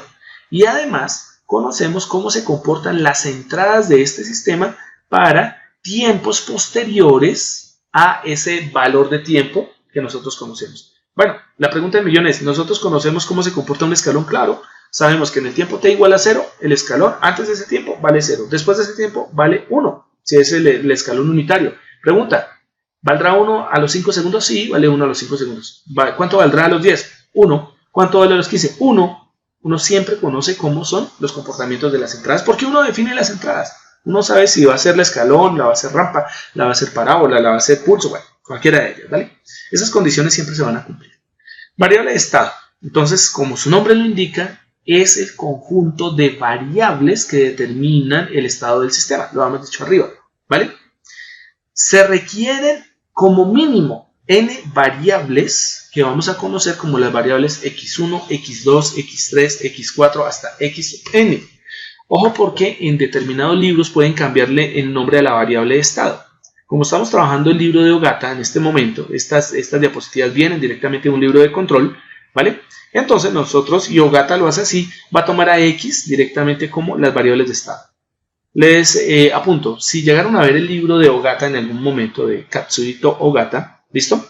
En ese libro, x no es la entrada, él siempre asume a la entrada como u y a la salida como y x para este caso está libre y por lo tanto va a utilizarlo para denominar las variables de estado. Pero la pregunta es, profe, ¿yo podría llamar a mis variables de estado z? Z sub 1, z sub 2, z sub 3, sí, da igual. Ustedes son los que definen directamente cómo se van a llamar sus variables de estado, ¿ok? Profe, es que yo quiero llamar a mis variables de estado m sub 1, m sub 2, m sub 3, así hasta m sub n. Hágale, no hay ningún problema. Lo que sí no pueden utilizar es, por ejemplo, el término y. ¿Por qué no pueden utilizar y? Porque y ya está ocupada. Y pertenece específicamente a las variables de salida. ¿Listo? Entonces, olvídense de y. ¿Listo? Y u, no es conveniente utilizar la u porque si utilizan la u corresponde normalmente a variables de entrada para ciertos libros, para ciertas bibliografías. Entonces, mejor no ponernos a pelear. Utilicemos cualquier letra menos la u, menos la y obviamente menos la t, ¿no? Porque la t significa tiempo. Entonces, no es conveniente, ¿vale? Entonces, ahí hay unas variables que ustedes van a definir. Y a esas variables les van a poner un nombre. Entonces aquí le estamos poniendo el nombre a cada variable. X sub 1 puede ser perfectamente velocidad. X sub 2 podría ser posición. X sub 3 podría ser temperatura. X sub 4 podría ser de pronto presión. O sea, depende de su modelo, depende de qué tan complejo sea su modelo, ustedes van a definir sus variables de estado. Pregunta, profe, ¿tiene que estar en el mismo orden? No, no necesariamente. Si, por ejemplo, uno de ustedes, queridos estudiantes, dice que x1 sea la temperatura en un sistema térmico, ¿sí? No hay problema que otro grupo diga, no, a mí no me gusta que x1 sea la temperatura, yo quiero que la temperatura sea x sub 3. Válido, totalmente. Eso era lo que les decía ahorita de cuando nosotros ensamblemos ecuaciones de estado, ¿sí? No vamos a tener una única representación porque como la variable de estado la voy a nombrar yo, ¿cierto? Yo le puedo poner el nombre que yo quiera a esa variable, entonces puede estar en cualquier posición. La temperatura podría estar en x1, la temperatura para otro grupo podría estar en x2, la temperatura podría ser x3.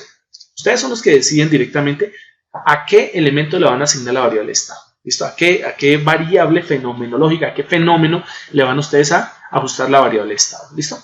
Bueno, entonces, en una variable de estado debemos tener al menos n variables. ¿Listo?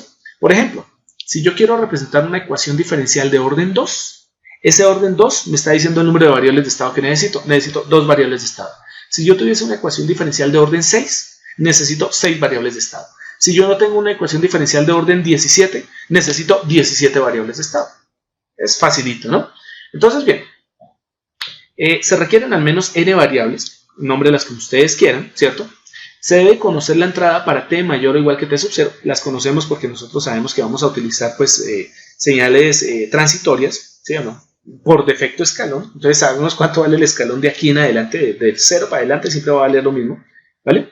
Y definir una condición en t igual a t sub 0. Eso significa escoger un punto en el espacio, en el tiempo, en donde ustedes digan, quiero saber cuánto es la variable o cuál es el valor de la velocidad en el tiempo t igual a 5 segundos, quisiera saber cuál es la posición en el tiempo t igual a 10 segundos. O sea, ustedes definen el punto donde ustedes quieren conocer el comportamiento de la variable o de las variables de estado, porque ustedes pueden conocerlas todas o solamente si tienen un interés no hay problema, ¿no? Y esto nos permite directamente saber el comportamiento futuro de nuestro sistema, ¿vale? El vector de estado es simplemente el arreglo que ustedes van a hacer con esas variables de estado. ¿Cómo las van a ordenar? ¿Ok? Como su nombre lo indica, es un vector. Por lo tanto, nos dice, hey, si ustedes escogieron las variables de estado x1, x2, x3, x4, x5, x6, ¿cierto? Van a tener que crear un vector que se va a llamar vector de estados. ¿Y qué va a hacer? Pues simplemente van a coger x1, x2, x3, x4, x5, x6 para el ejemplo, lo van a tomar como si fuera un vector. Así de sencillo. Entonces, lo que nos dice el vector de estado es simplemente el vector con el que nosotros, tomando las n variables que hemos definido en un principio, las ordenamos. ¿Para hacer qué? Para hacer operaciones. Así de sencillo. Y ese será nuestro vector de estado. Existe el espacio de estados, y como su nombre lo indica, al decir espacio, estamos hablando de que nosotros podemos tener n cantidad de vectores, o sea, es un espacio n dimensional. Por lo tanto, en un espacio n dimensional, yo puedo tener representaciones vectoriales de cualquier tipo y cualquier cantidad de estados, ¿cierto? En matrices n dimensionales. Yo puedo tener matrices gigantes, ¿listo? Yo puedo tener, por ejemplo, 100 entradas, 200 salidas. Eso se puede representar, claro, es un espacio n dimensional de 100 por 200. Entonces, obvio que cuando estamos hablando así, estamos exagerando un poco, pero la idea básica, ¿cuál es? El espacio de estados lo que va a hacer simplemente es definirnos n cantidad de ejes en un espacio n dimensional. ¿Bien? Por lo tanto, nosotros en cada eje vamos a tener una representación de una variable. Que tengo 20 variables, ingeniero, ¿cuál sería mi espacio n dimensional? Pues va a ser un espacio de 20 dimensiones. Uno dice, ¿y eso qué carambas es? Porque es que yo sé, hasta el momento de lo que yo sé, directamente es que nosotros tenemos el espacio tridimensional, largo, ancho y alto. En matemáticas, la representación en forma de matrices nos permite representar también espacios n dimensionales. Significa espacios donde tengo n variables y cada variable me representa un eje en ese espacio. ¿Ok? Por lo tanto, la representación matricial es lo que nos va a permitir hacer operaciones sobre ese espacio de estados. Así de sencillo. Y por último, las ecuaciones en el espacio de estados es simplemente, armar unas ecuaciones de tal manera que podamos operar todos estos vectores, todos estos arreglos, ¿cierto? Y poder encontrar la solución para cada uno de los estados que nosotros tenemos en el sistema, para cada una de las variables que hemos seleccionado. ¿Qué tiene una ecuación en el espacio de estados? Tiene variables de entrada, tiene variables de salida y tienes variables de estado. ¿Vale? Y aquí es donde aparece una representación. Entonces, en un sistema dinámico en donde los elementos tienen la capacidad de memorizar valores de entrada futuros, ¿cierto? Nosotros tenemos algo bien importante. Miren que esto lo vieron en su curso anterior, ¿no? Los integradores de un sistema en tiempo continuo son elementos de memoria. ¿Ven? Y yo tengo la pregunta. Chicos, cuando vimos la ecuación de segundo orden del sistema mecánico, ¿qué tuvimos que hacer para poderlo representar esa ecuación diferencial directamente en forma de unos bloques? Tuvimos que poner dos integradores. Entonces la pregunta es, como la representación nos indica y nos exige que tengamos integradores, ¿qué significa cada integrador dentro de nuestro modelo? Cada integrador indica elementos de memoria. Por lo tanto, si yo tengo un sistema de segunda derivada, necesito dos integradores. ¿Y qué quiere decir esos dos integradores? Que voy a tener dos elementos de memoria. Uno para cada elemento, ¿cierto? Derivado que yo tenga o de derivada que yo tenga dentro de la ecuación. ¿Ven? Y dentro de eso, pues nosotros vamos a tener la posibilidad de poder memorizar y poder conocer estados futuros del sistema. ¿Vale? Entonces, bien, todo esto nos va a referir directamente al comportamiento dinámico de nuestros sistemas cuando hagamos las operaciones. A veces es un poco enredado, realmente esto es demasiado complejo en el sentido matemático, pero la idea básica es la siguiente, chicos. La idea básica es que cuando ustedes van a trabajar ecuaciones de estado, ustedes miran, ¿cierto?, cuántas variables necesitan. Y cada variable necesita un integrador. Ingeniero, es que imagínense que yo tengo temperatura, humedad y presión. ¿Cuántas variables de estado necesito? Adivinen, 3. Una para la temperatura, otra variable de estado para la humedad y otra variable de estado para su presión. Ingeniero, ¿y entonces cuántos integradores necesito? ¿Cuántas variables de estado acabo de definir? 3. Exactamente lo mismo. Necesita 3 integradores. Uno para la variable de estado con la que usted nombró la temperatura, la variable de estado con la que usted nombró la humedad y la variable de estado con la que usted nombró a su presión. ¿Cierto? Y eso es directamente lo que vamos a necesitar. Integradores. Uno por cada variable. ¿Vale? Entonces, bien, teniendo en cuenta eso, que ya vamos a empezar como a ordenar las variables, a darles unos nuevos nombres, a crear unos vectores, a ajustarlos para después de eso simplemente decir cuántos integrados necesito y poder hacer unas operaciones con esas matrices y esos vectores, entonces vamos a definir cómo se encuentran directamente dos elementos importantes que son el sistema de entradas representado en forma de ecuaciones y el sistema de salidas cuando un sistema tiene o un modelo tiene múltiples entradas, múltiples salidas. Entonces miren que en un sistema de múltiple entrada, múltiple salida, en un sistema MIMO, ¿cierto? Vamos a necesitar n integradores, ¿bien? Y si se asume directamente que tenemos R cantidad de entradas, entonces las R cantidad de entradas pueden ser definidas con U. Recuerden que, vuelvo y lo digo, U hace relación no al unitario, al escalón unitario, sino hace relación directamente a una entrada, ¿no? Entonces, tenemos R entradas, que las nombramos la entrada U1, la entrada U2, la entrada U3 y así sucesivamente hasta completar las R entradas. Y supongamos que tenemos M salidas. ¿Cómo las nombramos? Pues la salida Y1, la salida Y2, la salida Y3 y así sucesivamente hasta que lleguemos a la salida Y sub M. Es un sistema complejo, tiene R entradas, tiene M salidas, ¿ok? Entonces, ¿cómo se define una solución para ello? ¿Cómo se arregla esto? Porque es que, mire, tengo muchas entradas y tengo muchas salidas. ¿Cómo las podemos ordenar? Fácil. La idea básica es encontrar relaciones con esos famosos integradores. Entonces, lo primero es que vamos a definir variables de estado. Entonces, miren que en el primer recuadro, en el recuadro de la izquierda, estoy definiendo variables de estado. Llamé a una x sub 1. ¿Cuál es el valor de x sub 1? Ojo, para poder tener un integrador, pues debo tener una derivada. Entonces, tengo x sub 1 punto. Entonces, bien, defino la variable x sub 1 de mi primera entrada. ¿Listo? Le saco la derivada y con eso obtengo x sub 1 punto. ¿A qué debe ser igual? Pues ese x sub 1 punto es una función que vamos a llamar la función 1 que relaciona los n cantidad de estados x sub n, ¿cierto? Los r cantidad de entradas u sub r y todas son funciones del tiempo. ¿Cuál sería la relación de la segunda variable de estado derivada? x2 punto. Pues va a ser una segunda función que debe relacionar directamente a las n cantidad de estados, a los n cantidad de estados, a las r cantidad de entradas y todas son funciones del tiempo. Si seguimos así, mire, x sub 3 punto tendría que ser una función f sub 3 de todas las variables de estado, x sub 1, x sub 2, así hasta x sub n, todas las variables de entrada, u sub 1, u sub 2, así hasta u sub r, todas en el tiempo. Entonces, si seguimos así, bueno, nos damos cuenta que el último término, ¿qué termina siendo?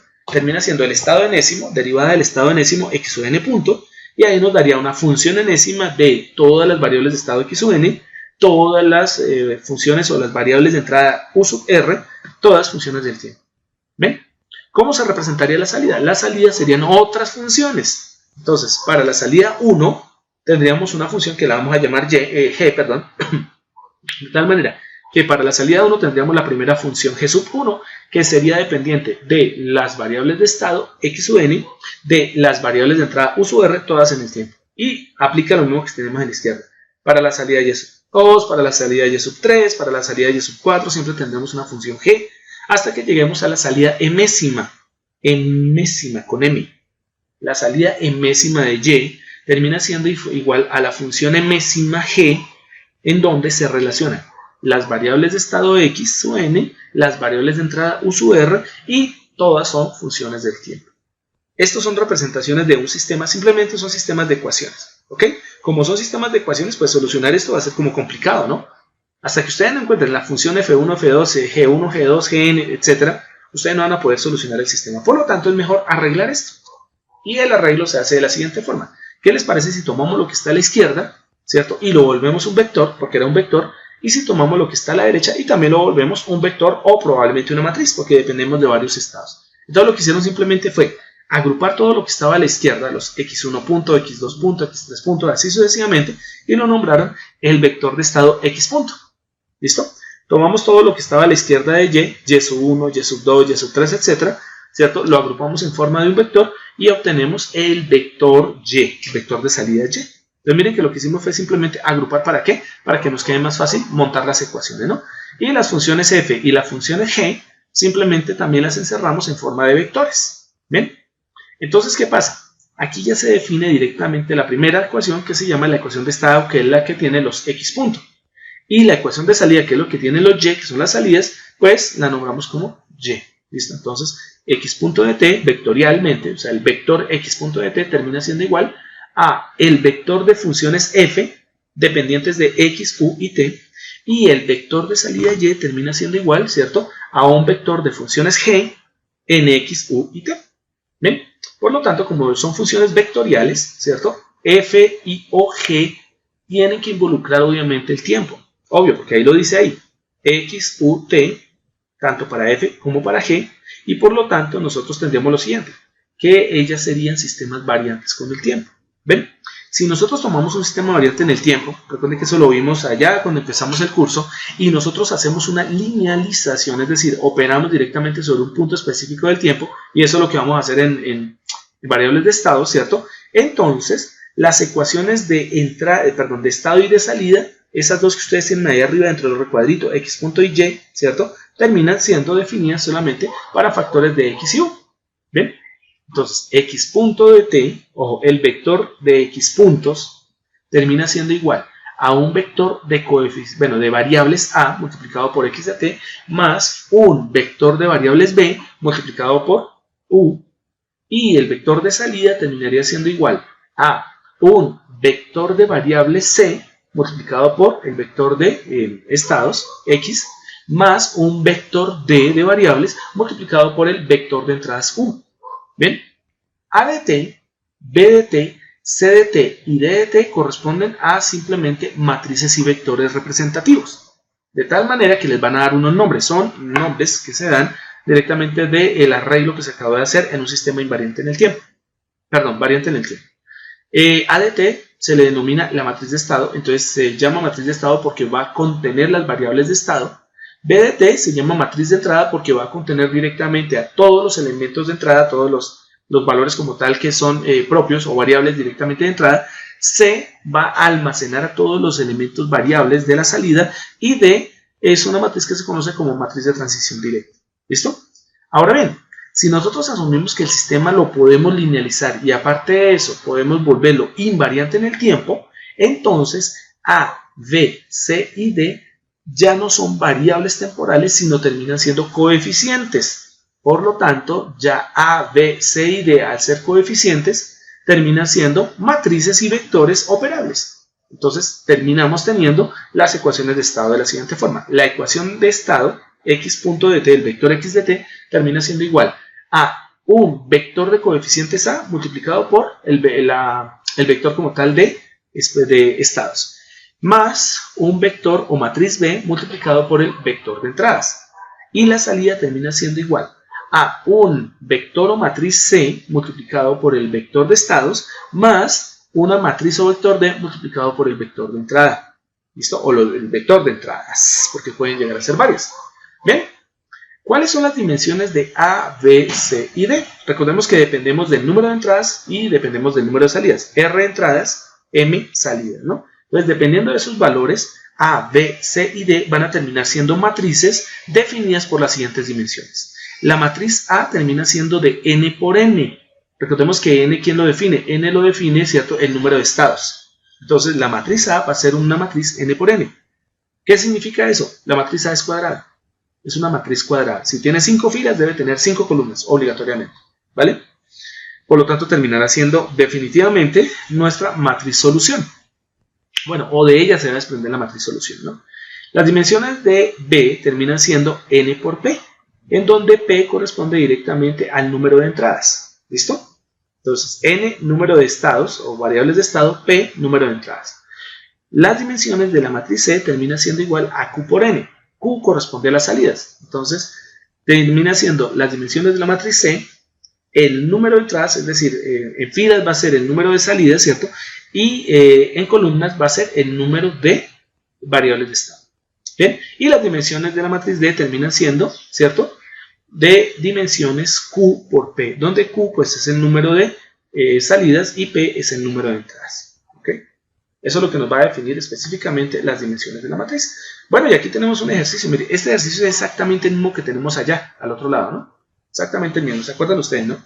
Si ponemos el resorte arriba, si ponemos el amortiguador abajo, aplicamos la función de entrada U directamente sobre la masa y tenemos el desplazamiento Y.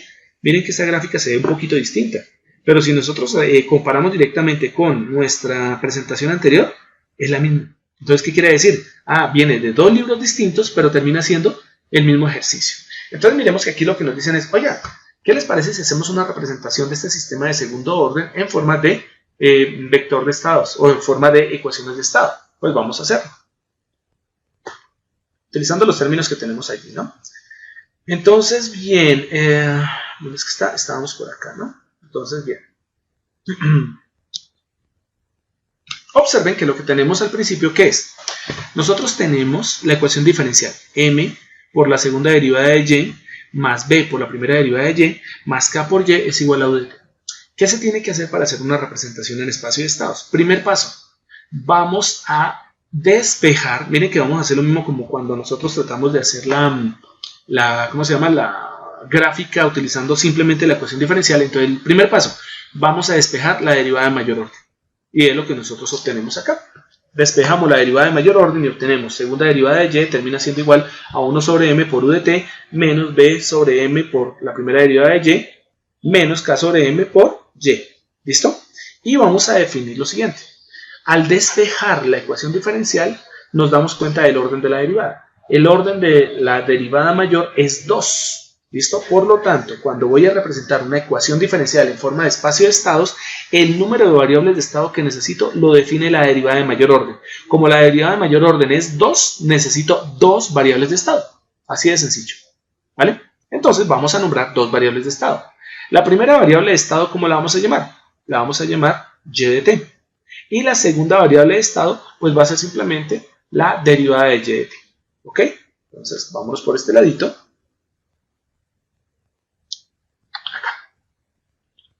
Vamos a agregar una página y vamos a hacerlo de esta manera. Ojalá funcione. Entonces tenemos esto. M por la segunda derivada de y con respecto a dt2, ¿cierto? Más b por la primera derivada de y con respecto a dt, más k por y terminada siendo igual a u de t, ¿no? Bueno, a u, que es la entrada. ¿Qué hicimos? Primer paso. Venimos acá y despejamos la derivada de mayor orden. Entonces, derivada 2 de y con respecto a dt2 termina siendo igual a 1 sobre m por u, ya lo hemos hecho, menos beta sobre m por de y con respecto a dt, ¿listo? Menos k sobre m por y. Despejamos la derivada de mayor orden, ¿listo? ¿Y ahora qué hacemos? ¿Cuántas variables de estado necesitamos? Simplemente miramos acá. Entonces, como esta derivada tiene ese orden, n es igual a 2. ¿Listo? Por lo tanto, necesitamos 2 variables de estado. ¿Cómo las nombramos? Fácil. Voy a decir que la primera variable de estado se llama x1 y la segunda variable de estado la voy a llamar x2. Ahí están mis 2 variables de estado. Ya, punto. ¿Cuál es el valor de x1? Pues el valor de x1 simplemente voy a decir, siempre lo hacemos de esa manera, voy a decir que la primera variable de estado se llama y. ¿Listo? ¿Quién será la segunda variable de estado? Lo que voy a hacer es sacar la derivada de esta variable de estado x1. Es decir, voy a tomar x2, va a ser la primera derivada de y. Vamos a otra forma. Vamos a derivar lo que está arriba. Derivada de y con respecto a dt. ¿Y quién es la derivada de y con respecto a dt? Pues es x1 punto. ¿Me hago entender? Si x1 es la variable de salida y, la segunda variable de estado x2 va a ser la derivada de la anterior variable de estado. Es decir, x2 la hacemos x1 punto y x1 punto termina siendo de y de t. ¿Vale? Ahora vamos a tomar aquí al frente cada una de ellas y las vamos a derivar una vez. Entonces vamos a derivar x1. Esto nos daría x1 punto. Y vamos a derivar x2. Esto nos daría x2 punto. ¿Quién es x1 punto? x1 punto termina siendo igual ¿a quién? Miremoslo aquí abajo, aquí diagonal. Mire, x1 punto ya está acá. x1 punto termina siendo igual a x2. ¿Listo? ¿Y quién es x2 punto? x2 punto termina siendo directamente ¿quién? Luego a esto. x2 punto termina siendo la derivada de esto, ¿cierto? Como x2 es la primera derivada, pues x2 puntos termina siendo la segunda derivada. Aquí termina siendo la segunda derivada de y con respecto a dt. Pero la pregunta del millón es, ¿ya tenemos la segunda derivada? Claro, mírela. Acá en esta ecuación está todo. Entonces simplemente vamos a reemplazar 1 sobre m por u menos beta sobre m por dy de t menos k sobre m por y. ¿Listo? Pero dy de t ya la tenemos acá, miren. Esta dy de t es x2. ¿Y esta y quién es? x1.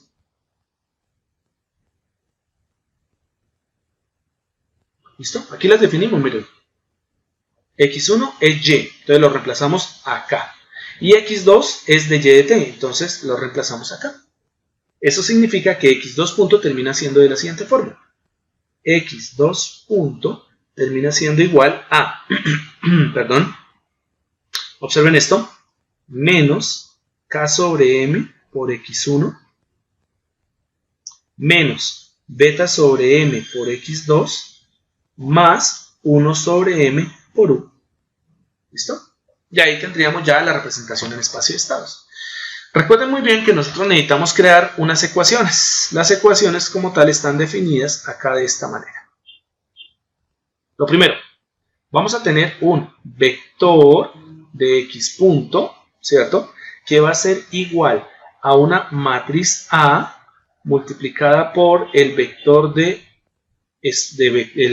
espacio o el vector de variables de estado de x. A esto le sumamos una matriz o vector B multiplicado por el vector de entrada u. Y necesitamos armar otras ecuaciones en donde el vector de salida y termina siendo igual a una matriz C multiplicada por el vector de estados, ¿listo? Más una matriz D, hacemos así gruesita para que parezca que es matriz, ¿cierto? Multiplicada por un vector de entrada, ¿vale?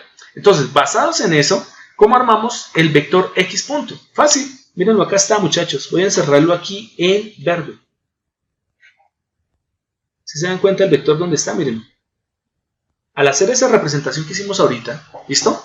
De decir, mire, x1 es igual a y, x2 es igual a x1 punto, que es y punto, ¿cierto? O y prima, ¿bien?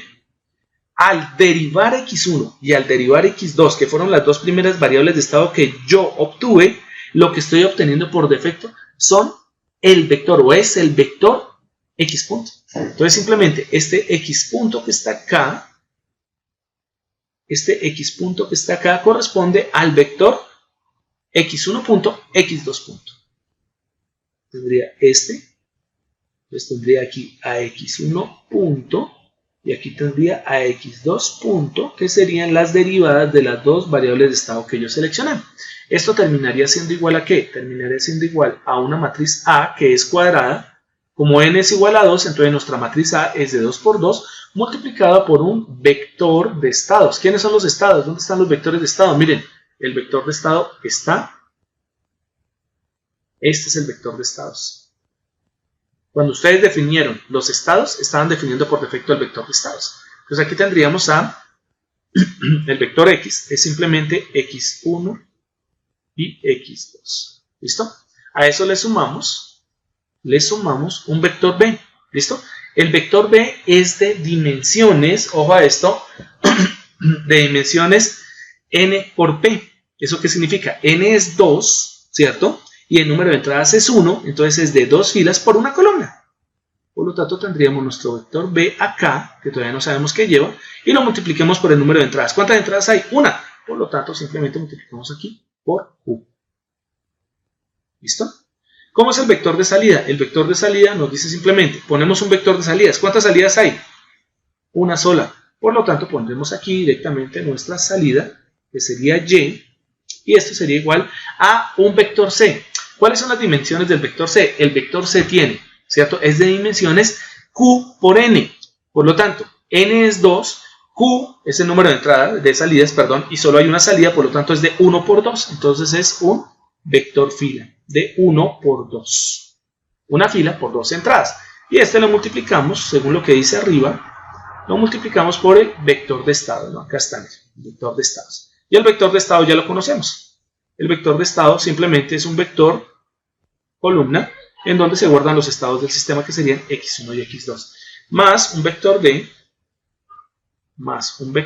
de tamaño q por p, ¿cierto? Y Q es 1, P es 1, una sola salida, una sola entrada, por lo tanto un solo elemento, ¿listo? Y este queda multiplicado automáticamente por U, ¿listo? Vamos a mirar a qué es igual Y. Entonces, si ustedes ven aquí Y, y lo voy a poner un poquito más grueso, mírenlo. Cuando definimos todas las variables, miren que Y es igual a X1. Por lo tanto, voy a tomar aquí y voy a mirar acá en la segunda ecuación, en esta que está acá, que es la que me define a Y, voy a mirar a qué o qué elementos o cuáles son los coeficientes que tengo que poner directamente acá. Son dos, ¿listo? ¿Cuál sería el primero? Como Y es igual a X1, entonces nuestro vector sería 1, 0. ¿Por qué 1, 0? Observen, porque Y es igual.